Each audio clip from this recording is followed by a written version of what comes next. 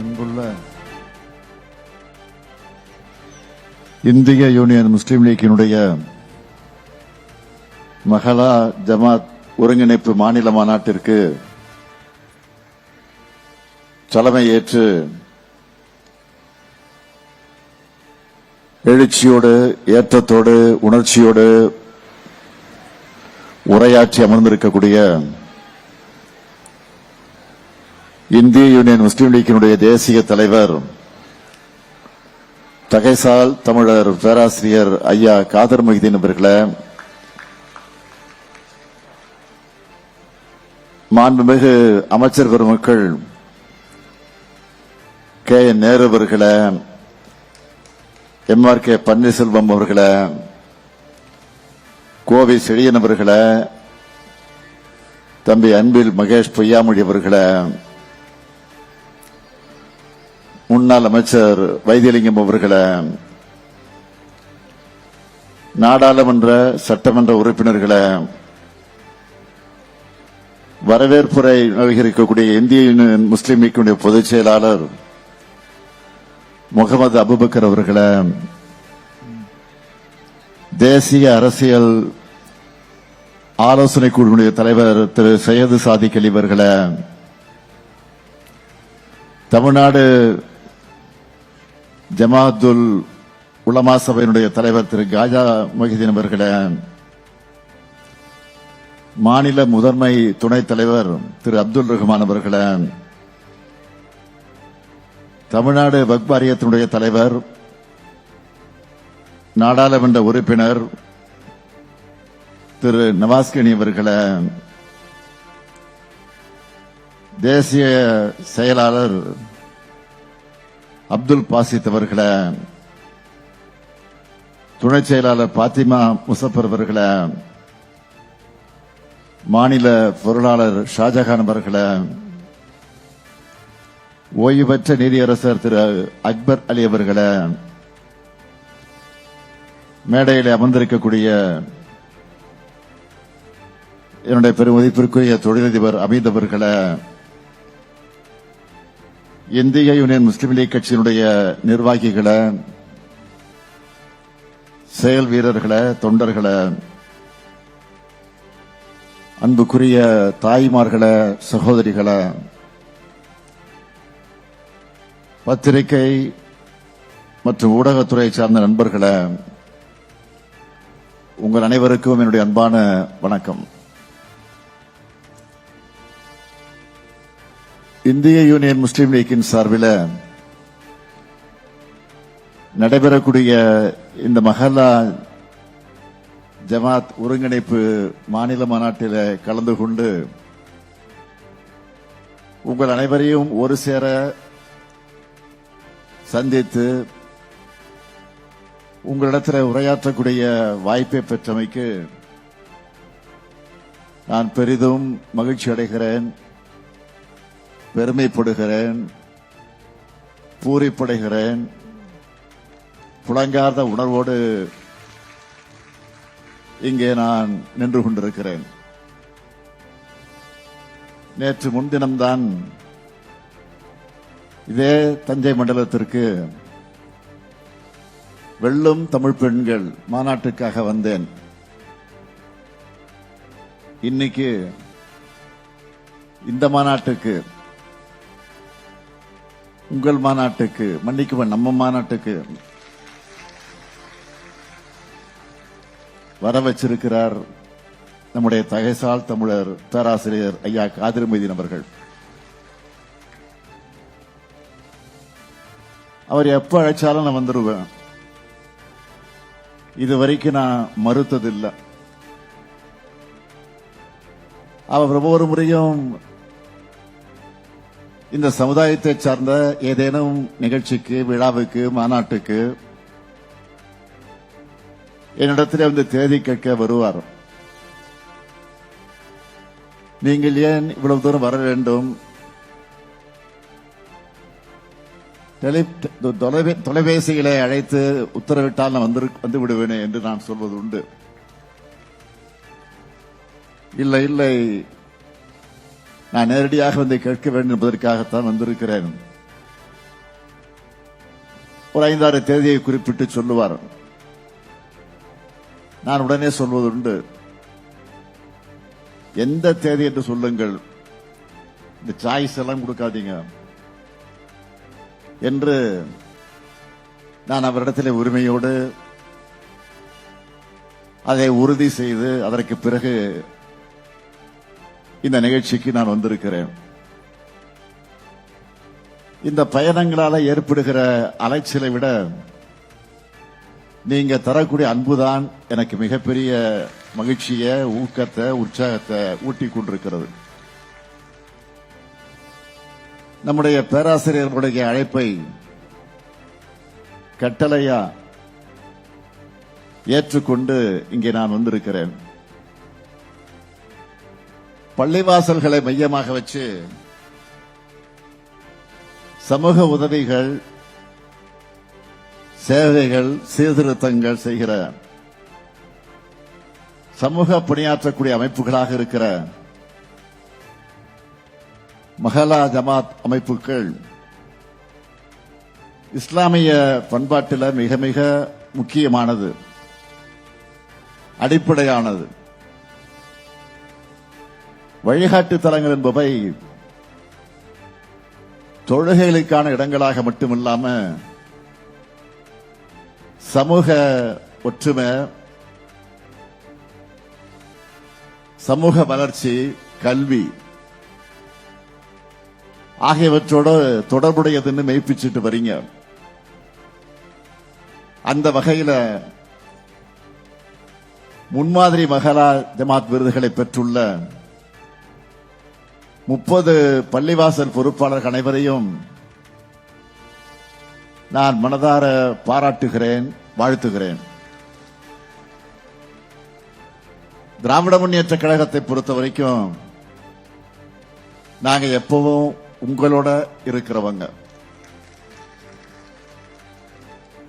உள்ளத்தால் உணர்வால் உடன்பிறப்புகள் நாம். இது இன்று நேற்று ஏற்பட்ட உணர்வல்ல, காலங்காலமாக தொடரக்கூடிய நட்பு. பேரறிஞர் அண்ணா அவர்களையும் தலைவர் கலைஞர் அவர்களையும் இணைக்க பாலமாக இருந்ததே திருவாரூரில் நடந்த மிலாது நபி விழாதான். தமிழ்நாட்டின் வரலாற்றை புரட்டி போட்ட 1967 தேர்தலில் பேரறிஞர் அண்ணாவுக்கு தோள் கொடுத்து நின்றவர் கண்ணியத்திற்குரிய காயிதே மில்லத் அவர்கள். தலைவர் கலைஞர் அவர்களுடைய வாழ்க்கையில அசன் அப்துல் காதர், கருணை ஜமால், கவிஞர் காமு ஷெரீப், இசைமுரசு நாகூர் அனிபா, அண்ணன் சாதிக் பாட்ஷா, ரஹ்மான் கான் போன்ற ஏராளமான இஸ்லாமிய பெருமக்கள் உற்ற தோழர்களாக உடனிருந்தாங்க. இஸ்லாமிய மக்களுக்காக தலைவர் கலைஞர் அவர்கள்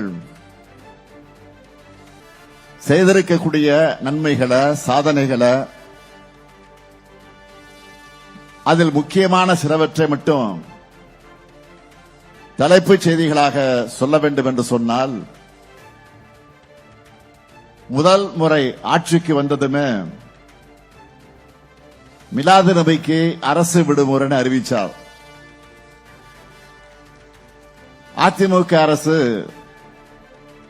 அதை ரத்து செஞ்சாலும் மீண்டும் ஆட்சிக்கு வந்து அரசாணை வெளியிட்டு விடுமுறை வழங்கினார் தலைவர் கலைஞர் அவர்கள்.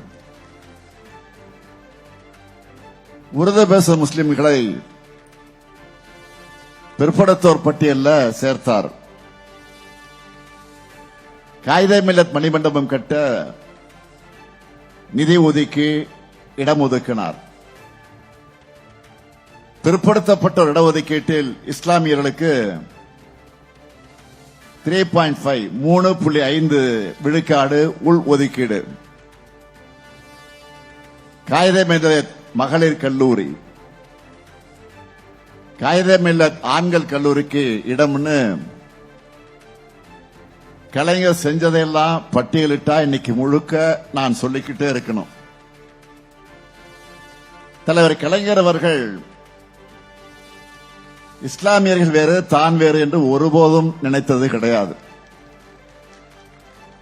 அதனாலதான் இஸ்லாமிய சமூகத்தினர் நன்றி தெரிவிக்கும் விழா நடத்தினப்போ எனக்கு நன்றி சொல்லி உங்ககிட்ட இருந்து என்னை பிரிச்சிடாதீங்கன்னு சொன்னார். கலைஞர் சொன்ன அதே உணர்வோடு தான், அதே வழிநடத்தத்தான் இந்த ஸ்டாலினும் திராவிட மாடல் ஆட்சியும் செயல்பட்டுக் கொண்டிருக்கிறோம். நேரத்தின் அருமையை கருதி இந்த 5 ஆண்டுகள்ல இஸ்லாமிய மக்களுக்கு செயல்படுத்தப்பட்டு வரக்கூடிய திட்டங்கள் சில முத்தாய்ப்பான சிலவற்றை மட்டும் நான் சொல்ல விரும்புகிறேன். ஹஜ் புனித பயணத்தை மேற்கொள்ளக்கூடிய இஸ்லாமியர்களுக்காக தமிழ்நாடு ஹஜ் இல்லம் கட்ட அடிக்கல் நாட்டியிருக்கிறோம். 2024ஆம் ஆண்டு முதல் தமிழ்நாடு மாநில ஹஜ் குழுவுக்கு ஆண்டு நிர்வாக மானியம் 80 லட்சம் ரூபாயாக உயர்த்தி இருக்கிறோம். கடந்த 4 ஆண்டுகள்ல 24 கோடி 56 லட்சம் ரூபாய் மானியமாக வழங்கி தமிழ்நாட்டிலிருந்து 11,364 ஹஜ் பயணிகள் புனித பயணம் மேற்கொண்டிருக்காங்க. தமிழ்நாடு சிறுபான்மையினர் பொருளாதார மேம்பாட்டுக் கழகத்தின் மூலமாக 31,625 பயனாளிகளுக்கு 207 கோடி ரூபாயில கடன்கள் வழங்கப்பட்டிருக்கு. ஒன்றிய அரசு சிறுபான்மையின மாணவ மாணவியருக்கு வழங்கி வந்த கல்வி உதவித் தொகையை ஸ்டாப் பண்ணிடுச்சு, நிறுத்திடுச்சு. அதனால இந்த ஆண்டு 1 முதல் 8ஆம் வகுப்பு வரை அரசு மற்றும் அரசு உதவி பெறக்கூடிய பள்ளிகளை படிக்கிற 1,01,159 முஸ்லிம் மாணவிகளுக்கு 1000 ரூபாய் கல்வி உதவித் தொகை தமிழ்நாடு அரசே வழங்கியிருக்கிறது. தொன்மையான பள்ளிவாசல்கள் மற்றும் தர்காக்களை புனரமைக்கக்கூடிய பணிகளுக்காக இதுவரைக்கும் 10 கோடி ரூபாய் நிதி ஒதுக்கீடு செய்யப்பட்டு 10 தர்காக்கள் இன்றைக்கு மேம்படுத்தப்பட்டிருக்கு. இப்படி இஸ்லாமிய பெருமக்களுடைய வாழ்க்கை சூழல பொருளாதார நிலையை மேம்படுத்துவதற்காக நம்ம திராவிட மாடல் அரசு நாள்தோறும் சிந்திச்சு செயல்பட்டு வருது. நம்முடைய பேராசிரியர் இங்கே பெருமையோடு குறிப்பிட்டு சொன்னார், கேட்காமலேயே திட்டங்களை வாரி வழங்குறதுதான் திராவிட மாடல். இப்போ இந்த மாநாட்டில் தீர்மானங்களை நிறைவேற்றிருக்கீங்க. நான் இந்த மாநாட்டுக்கு வருவதற்கு முன்பே நேற்றைக்கு இந்த மாநாட்டு தீர்மானங்களை மணிச்சுடர் பத்திரிகையில படிச்சுட்டு தான் இந்த மேடைக்கு வந்திருக்கிறேன்.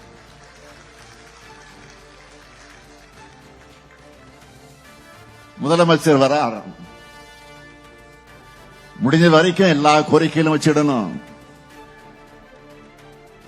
அன்பின் மிகுதியால அதிகமான கோரிக்கைகளை வச்சிருக்கீங்க. நீங்க கோரிக்கை வச்சா உங்க நம்பிக்கையை நிறைவேற்ற வேண்டியது என்னுடைய பொறுப்பு. இவ்வளவு தூரம் உங்களுக்காக வந்துட்டு அறிவிப்புகளை வழங்காம நான் போக முடியுமா?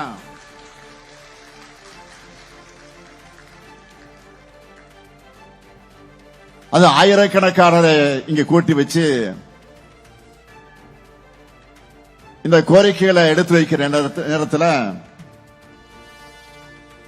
நானும் இந்த மாநாட்டில் 5 முக்கிய அறிவிப்புகளை உங்களுக்காக, உங்களின் ஒருவனாக வெளியிட விரும்புகிறேன்.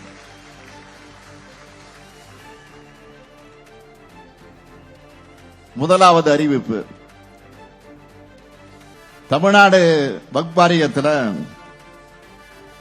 பதிவு பெற்றுள்ள 1537 உலமாக்களுக்கு 3000 ரூபாய் ஓய்வூதியமும் 44 உறுப்பினர்களுக்கு குடும்ப ஓய்வூதியம் 1500 ரூபாயும் இப்போ வழங்கப்படுது. இனி 5000 ரூபாய் ஓய்வூதியமாக 2500 ரூபாய் குடும்ப ஓய்வூதியமாக உயர்த்தி வழங்கப்படும். இரண்டாவது அறிவிப்பு, உலமாக்கள் நல வாரியத்தில் 15060 உலமாக்கள் இருக்காங்க. முதற்கட்டமா இதுல 1000 உலமாக்களுக்கு இருசக்கர வாகனம் வாங்குறதுக்கான அரசு மானிய தொகை 25,000 ரூபாயிலிருந்து 50,000 ரூபாயாக உயர்த்தி வழங்கப்படும். மூன்றாவது அறிவிப்பு, ஏற்கனவே சென்னை மற்றும் மதுரையில சென்னை மற்றும் மதுரையில வக்ஃப் தீர்ப்பாயம் செயல்பட்டு வரக்கூடிய நிலையில கோயம்புத்தூர் மாவட்டத்தில் கூடுதலா ஒரு வக்ஃப் தீர்ப்பாயம் அமைக்கப்படும். நான்காவது அறிவிப்பு, கல்லறை தோட்டம் மற்றும் கபரிஸ்தான்கள் இல்லாத இடங்கள்ல மாநகராட்சிகளால அரசு நிலம் தேர்வு செய்யப்பட்டு அவை அமைக்கப்படும். ஐந்தாவது அறிவிப்பு, அரசு உயர்நிலை மற்றும் மேல்நிலை பள்ளிகள் இருக்கக்கூடிய 10 உருது மொழி ஆசிரியர் காலி பணியிடங்கள் நிரப்பப்படும். இந்த அறிவிப்புகள் எல்லாம் மகிழ்ச்சி தானே? அண்ணன் உங்களை தான் கேட்கிறேன், மகிழ்ச்சி தானே? மகிழ்ச்சி. மீதி இருக்கும் கோரிக்கைகளும் படிப்படியாக ஆனால் உறுதியாக நிறைவேற்றப்படும். அதே போல நம்ம திராவிட மாடல் அரசோட நலத்திட்டங்களையும் பாராட்டி மீண்டும் மீண்டும் திராவிட மாடல் அரசு தான் தொடரணும்னு நம்பிக்கையோட நீங்க போட்ட தீர்மானங்களுக்கும் நான் இங்கே நன்றி சொல்ல விரும்புகிறேன். உங்க நம்பிக்கைய நிச்சயமா உறுதியா இந்த முத்துவேல் கருணாநிதி ஸ்டாலின் காப்பாற்றுவான் என்ற நம்பிக்கையை நான் இங்கே வழங்கிட விரும்புகிறேன். இந்த தீர்மானத்தை ஒவ்வொரு சிறுபான்மை சமூகத்தினரும் பரப்புரை செஞ்சா தங்களுடைய உள்ளத்துல ஏத்துக்கிட்டு இருக்கக்கூடிய இந்த மீண்டும் இந்த திமுகவுடைய ஆட்சி உறுதியாக உருவாகும். இன்னைக்கு நாடு எப்படிப்பட்ட சூழல் இருக்குதுன்னு நான் அதிகம் உங்களுக்கு விளக்க வேண்டிய அவசியம் இல்லை. அதுல இஸ்லாமிய மக்களான நீங்க எப்படிப்பட்ட அச்சுறுத்தலை எதிர்கொள்றீங்கன்னு உலகத்துக்கே தெரியும். இப்படிப்பட்ட நிலையில உறுதியோடு சொல்றேன், இஸ்லாமியர்களுக்கு பாதுகாப்பான மாநிலமாக இன்றைக்கு இருக்கக்கூடிய ஒரே மாநிலம் தமிழ்நாடு தான். அதுக்கு காரணம் திராவிட முன்னேற்ற கழகம். திமுக தான் சிறுபான்மையின மக்களை காக்கக்கூடிய காவல் அரண். அதனாலதான் உங்க உணவு அரசியல், கும்பல் வன்முறை போன்றவை இன்றைக்கு தலையெடுக்காம இருக்கு. இந்த அமைதி சூழல் சிலருடைய கண்களை உறுத்துது. தமிழ்நாட்டில் எப்படியாவது குழப்பம் ஏற்படுத்தலாமான்னு அவங்க போடுற ராஜதந்திரங்கள் எல்லாம் வீணாகிட்டு இருக்கு. அதனால தங்களுக்கேற்ற அடிமைகளாக இருக்கிறாங்களே இடி, சிபிஐ, ஐடி இது போன்ற அமைப்புகளை வச்சு மிரட்டி தங்களுக்கான கூட்டணியா உருவாக்கி மேடையை ஏறி இருக்காங்க. இன்னைக்கு அதுலயும் துரோகங்களுக்கான அர்த்தமா அகராதைகள்ல இடம் பிடிச்சிருக்கக்கூடிய 10 தோல்வி பழனிசாமி முஸ்லிம்களுக்கு எதிரான தன்னுடைய பயணத்தை தொடர்ந்துகிட்டு இருக்கார். அவரு பழனிசாமியுடைய துரோகங்களை நாம் எண்ணி பார்த்தா சீன பெருஞ்சுவரை போல நீளமானது. அவருக்கு தெரிஞ்சதெல்லாம் ரெண்டே ரெண்டு தான். ஒன்னு காலில் விழுறது, இன்னொன்னு கால்கள் வாரி விடுறது. அப்படிப்பட்டவர் முஸ்லிம் மக்களுக்கு எதிராக செஞ்ச துரோகங்கள் எல்லாம் சொல்லணும்னா அந்த பட்டியலும் ரொம்ப பெருசு. 2019 குடியுரிமை சட்டம் நிறைவேற அதிமுக அந்த மசோதாவை ஆதரிச்சது. உறுதியா சொல்றேன், உங்களுக்கு நல்லா ஞாபகம் இருக்கு நினைக்கிறேன், அதிமுகவோட ஆதரவு இல்லைன்னா அந்த மசோதா மாநிலங்களில் தோல்வி அடைஞ்சிருக்கும். ஆனா பழனிசாமி அவர்கள் அந்த சட்டத்தால யார் பாதிக்கப்பட்டாங்கன்னு பாஜகவுக்கு ஆதரவா அதிமேதாவைத்தனமா சட்டமன்றத்தில் பேசினாரு. அவை குறிப்பில் இடம்பெற்றிருக்கு, மறுக்க முடியாது. 2020 அந்த சட்டத்துக்கு எதிராக வண்ணாரப்பேட்டையில முஸ்லிம் மக்கள் போராடினப்போ தடியடி நடத்தினார். இப்படிப்பட்ட சூழ்நிலையில திராவிட முன்னேற்ற கழகம் தான் குடியுரிமை திருத்த சட்டத்துக்கு எதிராக கையெழுத்து இயக்கத்தை நடத்தணும். உச்ச நீதிமன்றத்தில் வழக்கு தொடர்ந்தோம். இன்னும் சொல்லணும்னா அப்ப எதிர்கட்சியாக இருந்த நாங்க அந்த சட்டத்துக்கு எதிராக சட்டமன்றத்தில் தீர்மானம் நிறைவேற்ற வேண்டும் என்று வாதிட்டோம், போராடணும். ஆனா பழனிசாமி தலைமையில் இருந்த அதிமுக அரசு தீர்மானம் நிறைவேற்ற மறுத்தாங்க. ஆனா 2021 நாம் ஆட்சிக்கு வந்த உடனே, நான் பொறுப்பேற்ற உடனே குடியுரிமை சட்டத்துக்கு எதிராக தீர்மானத்தை நிறைவேற்றணும். அப்ப கூட அதிமுக அந்த தீர்மானத்தை ஆதரிக்கல. பாஜகவுக்கு பயந்து தங்களுக்கு நேரம் ஒதுக்கலன்னு ஒரு பொய்யை சொல்லி வெளிநடப்பு செஞ்சாங்க. ஒன்றிய அரசு இந்த சிஏஏ சட்டத்தை அமல்படுத்த அறிவிப்பை வெளியிட்டப்போ இந்திய அரசமைப்பு சட்டத்துக்கு எதிரான இந்த சட்டம் தமிழ்நாட்டில் நடைமுறைப்படுத்தப்படாதுன்னு துணிச்சலா அறிவிச்சவன் தான் இதோ இங்க உங்க முன்னால பேசிட்டு இருக்கான இந்த முத்துவேல் கருணாநிதி ஸ்டாலின் தான். சிஏஏ சட்டம் மட்டுமா, முத்தாலாக் தடை சட்டத்தையும் அதிலேயும் இரட்டை வேடம் போட்டது அதிமுக. அடுத்து சட்ட திருத்தம்,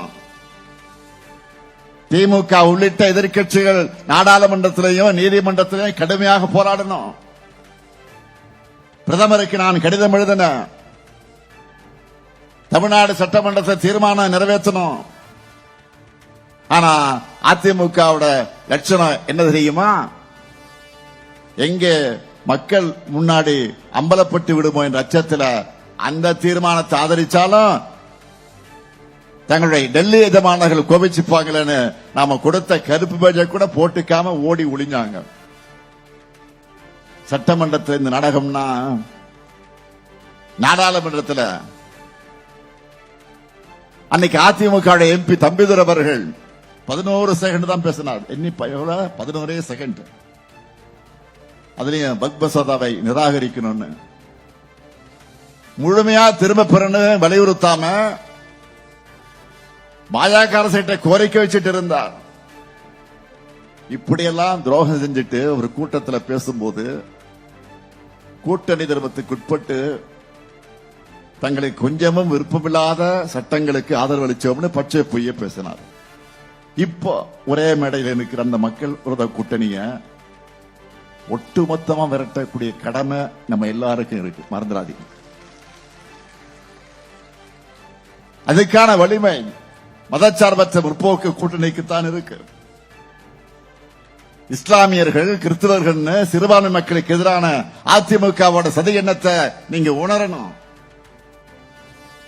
இந்த 2026 தேர்தலுக்கெல்லாம் தமிழ்நாட்டோட நலனை காக்கக்கூடிய, தமிழ்நாட்டோட நலனுக்கு எதிரான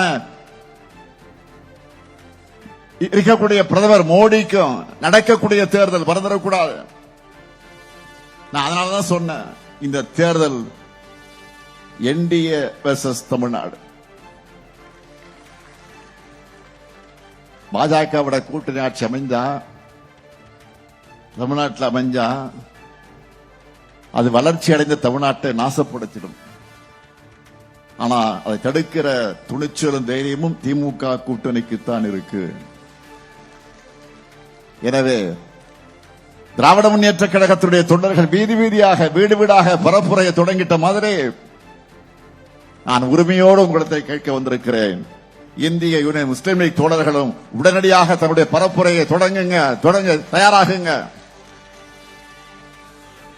இங்கிருப்போர் இளைஞர்களும் பெண்கள் ஏராளமாக வந்திருக்கிறீங்க. தாய்மார்களை பார்க்கிறேன், கண்கொள்ளா காட்சியாக இருக்கிறது. ஆக இளைஞர்கள், பெண்கள் உள்ளிட்ட அனைவரும் விழிப்புணர்வு ஏற்படுத்தணும். யார் நம்மை காப்பார்கள், யார் நம்மை வளர்ப்பார்கள், யார் நமக்கு உரிமையை பெற்றுத் தருவார்கள் எடுத்து சொல்லணும். நாம ஒற்றுமையா இருந்தா எந்த சூழ்நிலைகளும் தமிழ்நாட்டுடைய வளர்ச்சியை சீர்குலைக்க முடியாது.